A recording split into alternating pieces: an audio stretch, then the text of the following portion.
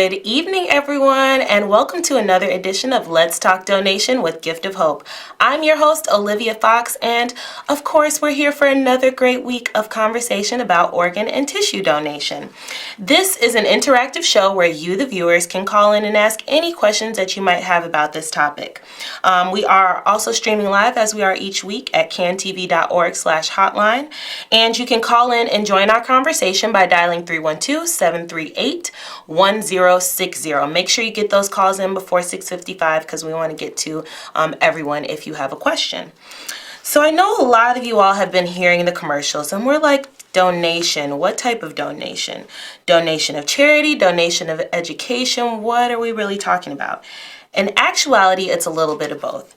It's education as well as charity to our fellow man, woman, and child in regards to organ and tissue donation. And so on this show, we're going to be talking about what everybody, but especially what minorities need to know about participating in the process. Ultimately, our sole goal is to give you enough information to dispel the long-standing myths and misconceptions that run very deep throughout many communities. We understand that we want our viewers to understand that Gift of Hope is a very honorable partner in the community and trusted partner in the community. And we recognize that many people have fears about the healthcare entities that have been very well founded. However, over the last 30 years, with advances in modern medicine, with the help of transplant physicians, our hospital partners, Gift of Hope has really been able to help turn tragedy to triumph through organ and tissue donation, and to help support donor families, recipients, and all of those waiting for a life-saving organ tissue donation. So instead of going into our regularly scheduled commercial break, we're going to do our donation news this week. And for donation news, we're going to do something a little bit different. We're going to talk about a cause that Gift of Hope is supporting. Gift of Hope is so excited to support our new community partner. Let's flash them up here on the screen. Our new community partner is Kicks for the City. And Kicks for the City is an organization that collects gently used shoes and new socks to donate to the homeless community around the city of Chicago. And now this organization not only gives back in Chicago, but in several other cities throughout the country. So Gift of Hope is so excited to support their Chicago shoe drive, and we will be helping in their mission to collect as many gently used shoes and socks as we can from now through November 15th. So it actually started on the 1st, but you have a couple more days, and if you are interested in helping out with our Gift of Hope donation that we're giving to Kicks for the City, you guys can definitely reach out to me at ofox@giftofhope.org. We can coordinate pickup or drop off for your donations, but this is a really, really good cause. And again, each week we talk about Gift of Hope's community partners, and this is one that we're so excited to support. Gift of Hope is not just about take.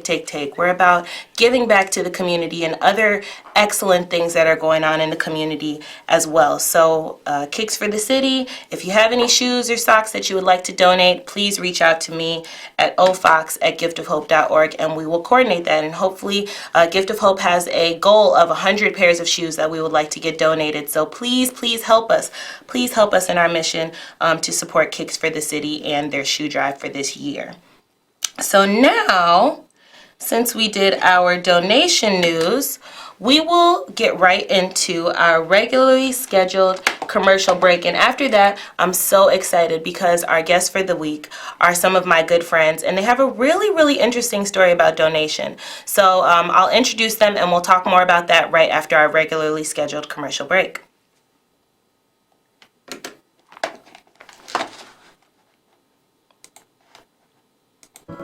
Nikki's donations made a huge impact on a lot of people. This one right here, sitting next to me especially. When Gift of Hope came to me and asked me for the donation, it made me feel very confident knowing that I can give my baby's heart. This is Nikki's heart beating inside Tanisha's chest. So when I heard this pounding, like, what is that noise? And the nurse said to me, that's your heart. I carried Nikki for 9 months. Now Tanisha's gonna carry her the rest of her life. Say yes to donation. Start the conversation with your loved ones today. Welcome, ladies, and Hi. welcome back to Let's Talk Donation. As you can see, my beautiful guests are here with me. I'm so excited to welcome Heather Dempsey and her mother, Kathy Kruger, to the show tonight. Welcome, ladies. Thank you. Thank you. So let's jump right in. Let's tell our viewers a little bit about your story, Heather. Can you tell us maybe Sure. what happened? How did you get involved with this? Okay, so my story began about 5 years ago. I started getting sick, wasn't really sure what was going on. Brain fog, a lot of stomach pain, side pain. Kind of went along. Doctors weren't sure what was going on. I ended up having to quit my job and school part-time because of extreme fatigue and pain. So finally, I did go to the University of Illinois in Chicago to figure out what was going on. In March of 2014, they finally diagnosed me with stage 4 liver disease. Wow. At that point, it was a shocker. It was 2 weeks before my 25th birthday. Wow. No one expects that at that young age. So things kind of went on, progressed the next few months. June, 3 months later, I went into complete liver failure. Wow. At that point, they told me I had less than 50% chance of living another 2 months. How can you hear something like that at 25? Like, It was definitely a shocker. Didn't feel like it was my life that was going on at that young age. And so within a week, they put me on the Illinois waiting list for a transplant. My only option at that point was transplant. okay. Upon further testing, they said I had autoimmune hepatitis. Wow. So basically, my body just attacked my liver for whatever the reason. So I, in and out of the hospital, was waiting for, someone to be a match. As time went on, they said, we don't know how much time you have left, so we suggest you looking for a living donor.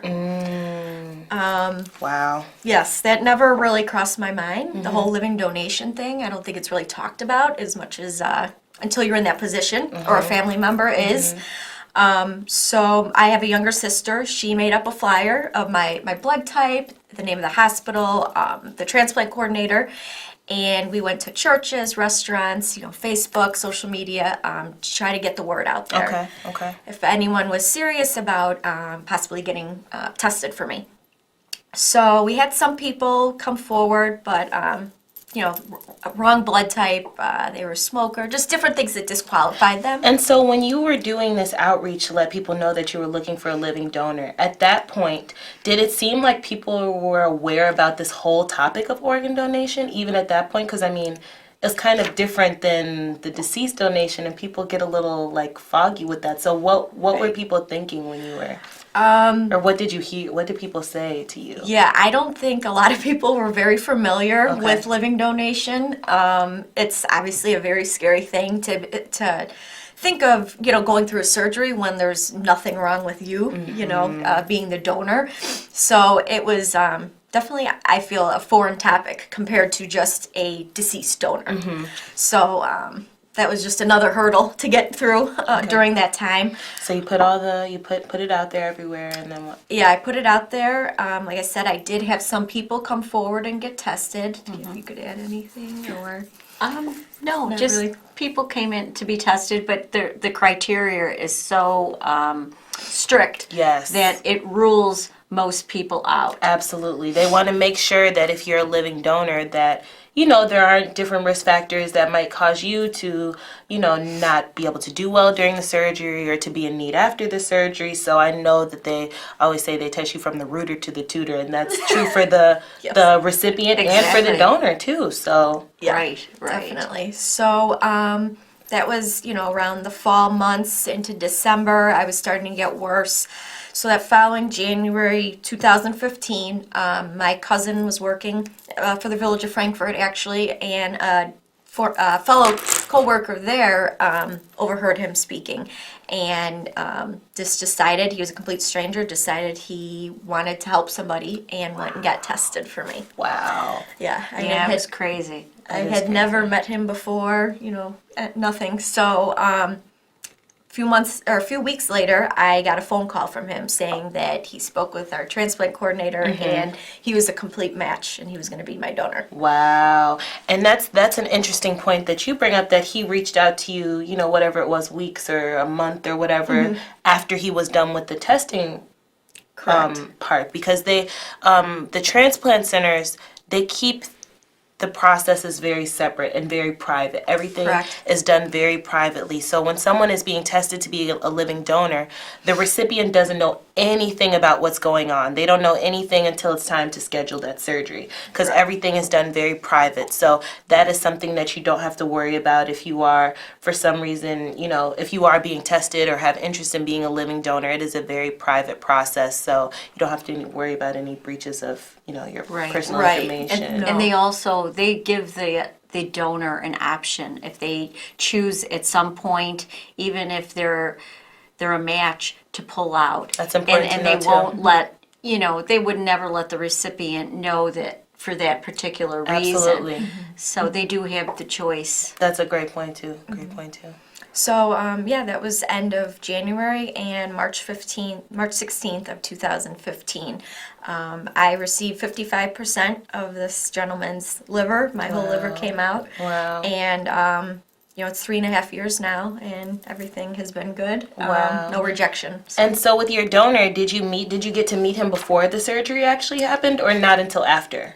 So for this, since it was a living donation, I did get to meet him before the surgery. Because I know you said he called you, but did you guys? Yes. Yeah, we met, just the two of us at first for lunch, just to kind of discuss the whole process and any fears, emotions, things that were going on. And did it seem weird to you that he was just like, yeah, it was very surreal. I'm good with this. Yeah, very, very surreal that, he was a perfectly healthy person to want to do this for a stranger, not even a family member.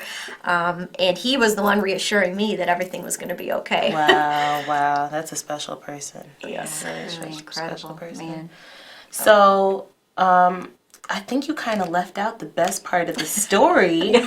So after you got this donation and you got your liver and you were doing better, and was your donor doing better after and everything? Yes, So yes. after all that, what kind of happened post-transplant? So That's my favorite part of the story, guys. So listen closely. So post-transplant, my donor and I started to hang out more. Our families did. Everyone, got along great. And so March was the surgery. December, he proposed to me. What? Yes. A liver and a man? Yes. Oh my goodness. Who would have ever thought that? Who would have thought?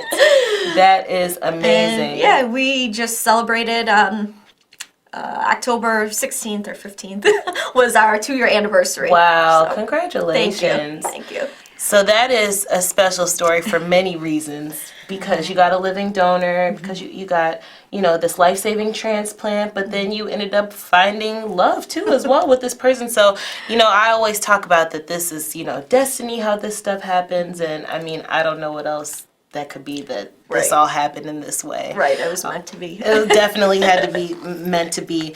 So Kathy, what did your family think during this time? How was your family? I know that your younger sister made the flyer, but what was the feeling to know that your daughter was going through this? Was it a feeling of desperation? What did you feel during that time? Well, it was hard in the sense that you knew that there were no other alternatives. She needed a liver transplant. And I think for the family, we just hung in there and did what we needed to do and coped day in and day out. Because And supported her. And yes, definitely supported her, and we believe we have our faith, and our faith to me Absolutely. brings you through anything. Absolutely. So there was no sense of, oh, she's not going to make it, or oh, what are we going to do? It's what do we do next? Each day you just functioned and you did what you had to do to help support her get to a better point. Okay. And so as a recipient family, I'm always curious to know from other recipient families, had you guys even thought about donation or been touched by this topic at all before this? Like, were you registered donors? Did you guys have any type of feelings about it before your family ended up being in need? Well, it's not a topic that, we really talked about, but I can tell you that all of us were registered and Okay. we were on the list. But you do that more in an automatic sense. You don't really think about realistically if this happened, how you'd feel. Absolutely. So who really thinks about that transplant on a day in and day out basis? You just don't. You don't until you're in need. Right, exactly. I understand that.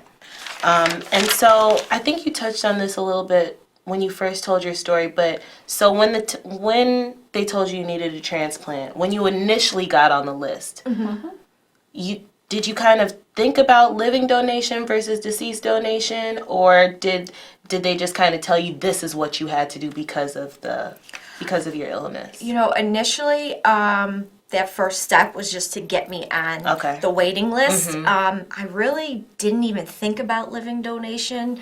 That never crossed my mind. I don't know about you. No, it didn't. Yeah, just because I don't think, like I said before, it's not talked about a lot. I don't think a lot of people are educated on it, the whole process. So basically, what I was told, okay, this is the first step. You're going to get on the waiting list if someone passes away, type of thing. Yeah. I'm always just curious to ask about that because I know that when we first heard that my mom was sick, my first thing was, I was like, I think that's one of the things that you can give while you're living. So if you can, like, can I sign up for that? So I'm just always curious to know, like, if that's, a step at that the other time it people- really didn't come No. up. It was just, okay, you're going to get on the transplant Okay. list.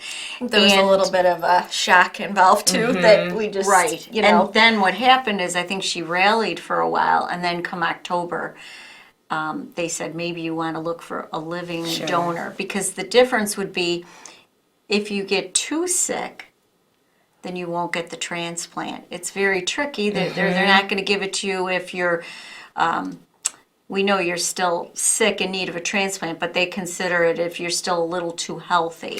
Well, that's also a very interesting point because it's different for different organs what the waiting list is based on. So, Right. like, for example, the kidney waiting list is based on how long you've been on the list. Exactly. But the liver waiting list is much more about your numbers. And like you said, it's not necessarily the most sick person or the most healthy. It's the person that is right in that That number target. range, in that target range. Yeah.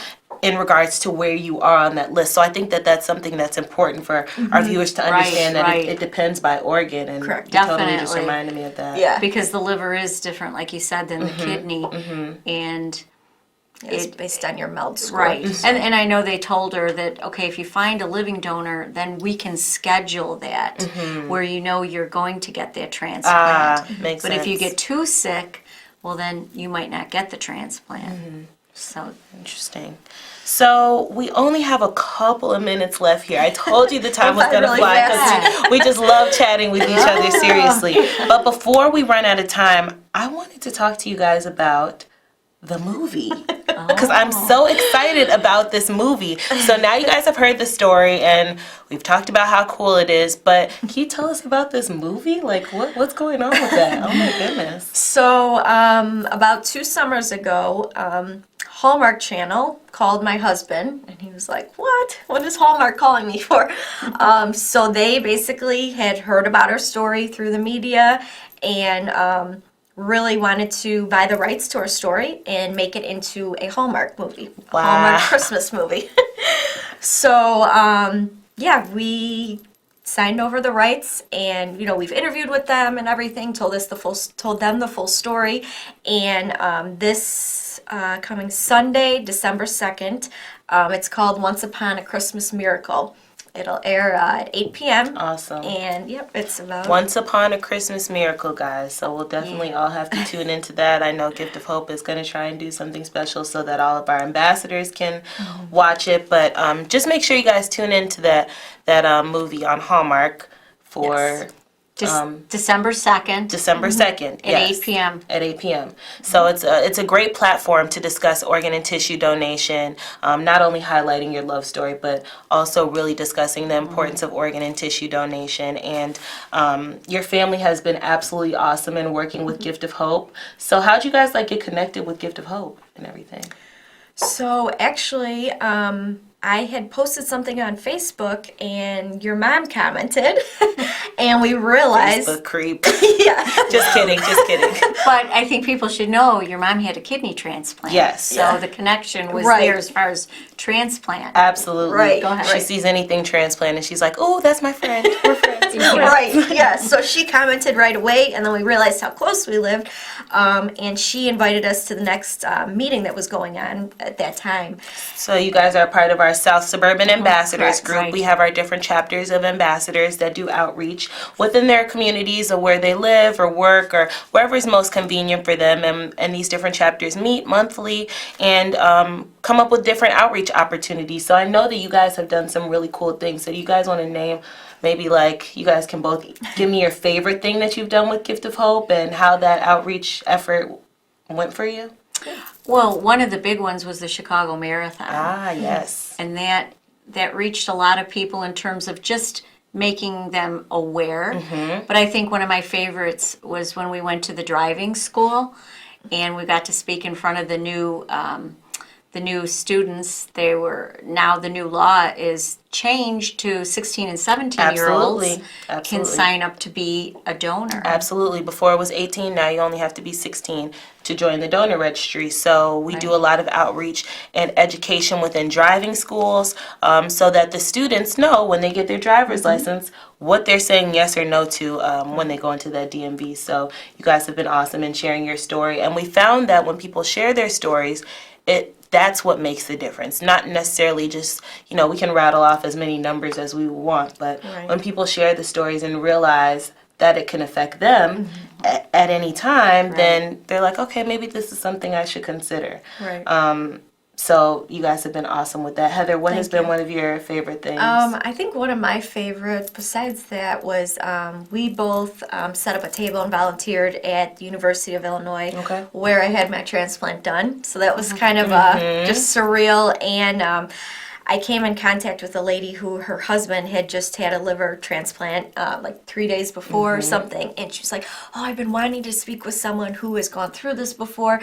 And just to have that connection. And, I've been there and to be able to help someone and give her, what to expect and just different things. Absolutely. It made me feel so good about it. It's a special community of people that have been through something, similar that is so difficult, but kind of have a shared journey and can have a safe place and be like, oh, you know about melt scores, you know about my transplant coordinator, different things that you can connect with about, because this does become your new way of life. And not only for the recipient, but for their families too. I can definitely speak from personal with that too. So, we're so grateful for your entire family getting involved with Gift of Hope. Thank you. For you telling your story, for you guys providing a platform like the Hallmark Channel that's making a movie about organ and tissue donation now. So we are just so grateful for people like you, and we want to encourage anyone that has been through organ tissue donation, has been a recipient or a donor family to come and join one of our ambassador groups. I think when we were talking in the back, you mentioned, that it's a place that you find support and, and we can come together and discuss those different things. So please feel free to reach out to us. I'll put my information up here. Again, really quick, ofox@giftofhope.org is my email address. You guys can email me if you have any questions about the ambassador chapters, or if you guys want to do the most important thing, you guys can go to giftofhope.org and register yourself to be a donor. We wish that everybody will register to be a donor. It's the best gift that you can leave your family if and when that time comes, and you can really leave a legacy and save someone's life through this process. So start the conversation with your loved ones today, and if you are not registered already, please go to giftofhope.org and consider registering your wishes to become an organ and tissue donor. So that's it for our show tonight, ladies. Thank you. Again, I'm so grateful to have you. Some of my things.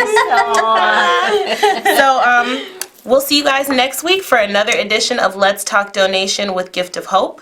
And we'll have some more great information about organ and tissue donation. And if you guys, I hope everyone voted today, right? There you go. We'll see you next week, everyone. Bye-bye. Bye.